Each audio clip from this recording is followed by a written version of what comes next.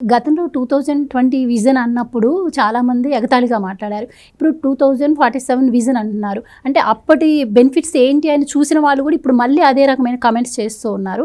అయినా బాబు గారు పట్టించుకోకుండా ముందుకెళ్తున్న పరిస్థితి. ఇది సాధ్యమయ్యే పని అంటారా మీ ఉద్దేశం? అంటే నేను అందుకే అంటానండి. ఇప్పుడు ఒక్కటి మొత్తం వరల్డ్ అయితే ఆలోచిస్తుందో ఆయన ముందే ఆలోచించడం మొదలు పెడతాడు. ఆయన ఐడియాలజీ అలాంటిది.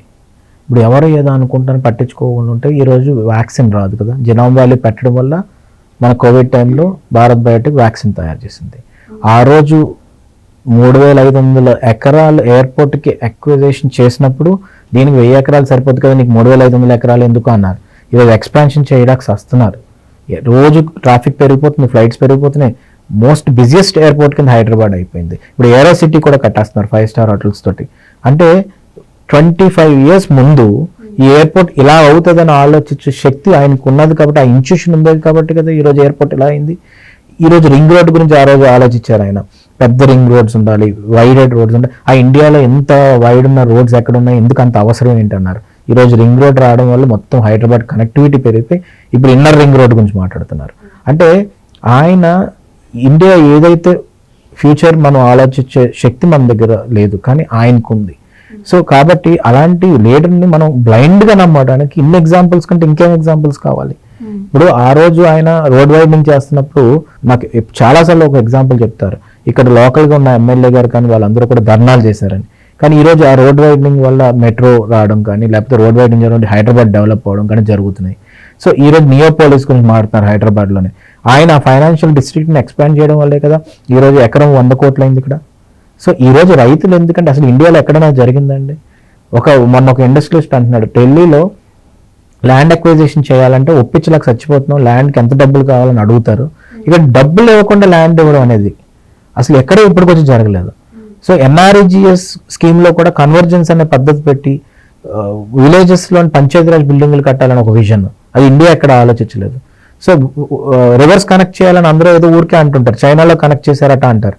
కానీ ఇక్కడ పట్టిసీమ నిర్మించి మళ్ళీ రాయలసీమ వాటర్ తీసుకెళ్ళడం, ఇవన్నీ ఏంటంటే అండి ఒక విజనరీగా సాధ్యం అవుతుంది. ఆ ఇంప్లిమెంట్ చేసే కెపాసిటీ ఇంకొకరికి ఉంది. అందుకని అంత గుడ్డుగా మనం అబ్జర్వ్ చేస్తే క్వాంటమ్ వ్యాలీ అన్నారు. అసలు క్వాంటమ్ వ్యాలీ గురించి మాట్లాడాలంటే చాలా గట్స్ ఉండాలి. ఎందుకంటే ఈరోజు మనకి చైనాలోని క్వాంటమ్ కంప్యూటర్ తయారు చేశారు, మళ్ళీ ఇండియాలో ఒకరు తయారు చేశారు. ఇలా కొన్ని we hardly listening about this quantum technology. కానీ క్వాంటమ్ వ్యాలీ చేసి దాన్ని ఒక ప్లాట్ఫామ్ ఇచ్చి ఎవరు క్వాంటమ్ కంప్యూటర్ టెక్నాలజీకి సంబంధించిన ఏం ఆలోచించాలన్నా ఇక్కడికి వచ్చి చేయండి, R&D చేయండి. ఎందుకంటే ఆ టెక్నాలజీ వస్తే రేపు చాలా ఈజీ అయిపోద్ది. ఈవెన్ మెడిసిన్స్ దాంట్లో కానీ ప్రతి ఒక్క పర్స్పెక్టివ్లో ప్రతి ఒక్క రంగంలో కూడా ఈ క్వాంటమ్ టెక్నాలజీ చాలా కాంట్రిబ్యూట్ చేస్తుంది అని చెప్పి ఆలోచించి ఇప్పుడే విజన్ చెప్తున్నాడు ఆయన. సో ఒకసారి ఆల్రెడీ చేసిన వ్యక్తి again he can do actually. So దానికి మనం సహకరించాలనేది నా ఉద్దేశం. దానికి ఏముంటుంది, కన్సిస్టెన్సీ ఆయన పద్ధతిలోనే కాదు, ప్రజలు కూడా కన్సిస్టెంట్గా అలాంటి వ్యక్తిని గెలిపించుకోవడం వల్ల ఏమవుతుందంటే ఒక గుడ్ గవర్నెన్స్ అనేది ఏర్పడుతుంది. అంటే ఇప్పుడు ప్రస్తుతం ఆంధ్రప్రదేశ్ ఉన్న పరిస్థితిలో ఈ రకమైన డెవలప్మెంట్ బర్డెన్ అవుతుంది ఆంధ్రప్రదేశ్కి. ఇది చాలా అంటే వెంకయ్యనాయుడు గారు కూడా అప్పుడు ఒక మాట అన్నారు కదా, నేను దూరదృష్టితో ఆలోచిస్తారు, అది వర్కౌట్ అయ్యే పని కాదు అన్నట్టు మాట్లాడారు. సో ఎలా చూడవచ్చు, అంటే బర్డెన్ అవుతుంది అనుకోవచ్చా? ఈరోజు ఒకటే అండి, ఆయన ఏంటంటే ఇలాంటి సమయంలో చంద్రబాబు నాయుడు గారు మనందరం ఆయన మీద డిపెండ్ అయి ఉన్నాం. ఈరోజు ఓపెన్గా చెప్పాలంటే ఆయన లేకపోతే బ్రాండ్ ఏదండి ఆంధ్రప్రదేశ్కి? బ్రాండ్ అసలు ఎవరో ఇన్వెస్టర్ పెట్టడానికి ఏంటి బ్రాండ్ ఆంధ్రప్రదేశ్కి? CBN is only the brand for Andhra. పెట్టుబడులను ఆకర్షించడంలో ఆయన ప్రత్యేకత ఏంటంటారు? నేనేమంటానంటే ఆయన ఒక హెల్దీ ఎకోసిస్టమ్ కానీ ఇండస్ట్రియలిస్టులకి ఇస్తేనే ఇండస్ట్రీస్ అనేది వస్తుందండి. అంటే ఏంటి హెల్దీ ఎకోసిస్టమ్ అంటే యాడ్ స్టేషన్స్ జరగకుండా కాపాడే వ్యక్తి. ఇప్పుడు ఒక సాఫ్ట్వేర్ కంపెనీ పెట్టారు, నైట్ మార్నింగ్ వాళ్ళ జాబులు కానీ వాళ్ళు చేసే పద్ధతులు కానీ కంపెనీకి కానీ మొత్తం డిస్టర్బెన్స్ క్రియేట్ చేస్తున్నారు అనుకోండి, వాళ్ళకి సంబంధించిన మొత్తం ఫైనాన్షియల్స్ అన్ని డౌన్ అయిపోతాయి. ఇప్పుడు ఇక్కడ జెనోమ్ వ్యాలీ పెట్టారు, ఆ బయోటెక్నాలజీ తీసుకొని ఎన్నో కంపెనీస్ ఎస్టాబ్లిష్ చేస్తున్నాడు, కరెంట్ సబ్సిడీలకు ఇస్తానని మాట తప్పారు అనుకోండి లీడర్, అది ఊరికే పోతుంది. ఆ రోజుల్లో యూసఫ్గూడలో ఒక సబ్స్టేషన్ ఆటోమేషన్ చేసి ఇండస్ట్రీస్ అన్నిటికి కూడా మంచిగా క్వాలిటీ కరెంట్ ఇవ్వాలి, ప్రజలకు క్వాలిటీ కరెంట్ ఇవ్వాలని ఒక ఇన్విజన్తో ఇక్కడ తయారు చేస్తే అది ఇప్పుడు సక్సెస్ అయింది.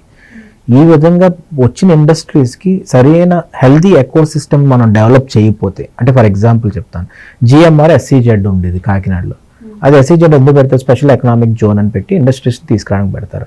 ఎస్ఈజెడ్ నేను లాక్కోవాలని ఆలోచించే లీడర్ ఉంటే, కాకినాడ పోర్ట్ ఉంది, వాళ్ళు సరిగ్గా చేస్తున్నప్పుడు నేను లాక్కోవాలని ఆలోచిస్తే బే పార్క్ ఉంది, ఇన్ఫినిటీ పూల్ పెట్టి మంచి హెల్త్ సెంటర్ పెట్టారు ఆయన, పెట్టి అక్కడ క్లీన్జింగ్ ప్రాసెస్ ఇవన్నీ పెడితే వరల్డ్ అంతా అట్రాక్ట్ చేసే సమయంలో నాకు అది నచ్చింది నేను లాక్కోవాలని ఆలోచిస్తే, సో అలాంటి లీడర్షిప్ ఉన్నప్పుడు థ్రెటనింగ్ అవుతుంది, డిక్టేటర్షిప్ రూల్ అవుతుంది. అలాంటి దగ్గరికి ఇండస్ట్రీస్ ఎందుకు వెళ్తాయండి? సో కాబట్టి బాబు గారికి ఆ క్రెడిబిలిటీ ఉంది కాబట్టి if he gives you know A word ఏదైనా కానీ మనకిస్తే ఆ క్రెడిబిలిటీ, ఆ ట్రాన్స్పరెన్సీ ఉంది కాబట్టి ఆయన ప్లాట్ఫామ్ మనకు ఏర్పరచగలరు. ఎందుకు?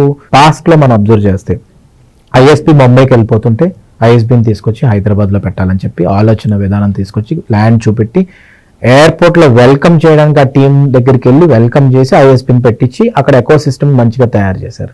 బిల్ గేట్స్ని తీసుకొచ్చి ఆయనకి ఎక్స్ప్లెయిన్ చేసి ఇండియాలోనే ఫస్ట్ బిజినెస్ సెంటర్ హైదరాబాద్లో పెట్టండి నేను చూసుకుంటానని చెప్పి ఆయనకి కాన్ఫిడెన్స్ ఇచ్చి చేశారు.